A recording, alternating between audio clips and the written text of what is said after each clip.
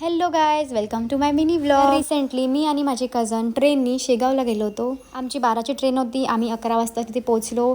गाडीमध्ये बसलो. गाडीची लाईन नव्हती.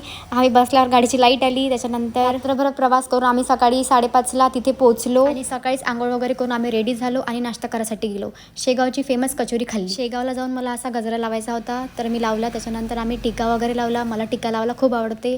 कशी दिसते मी सांगा. त्याच्यानंतर आम्ही लॉकरमध्ये चप्पल आणि बॅग वगैरे ठेवल्या आणि दर्शनाच्या लाईनमध्ये लागलो. खूप गर्दी होती त्या दिवशी, संडे असल्यामुळे.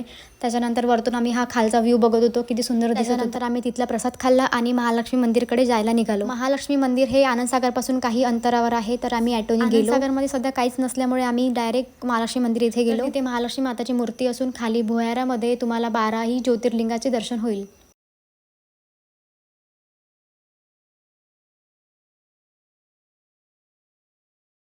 मग आम्ही हँडिकॅप लोकांनी बनवले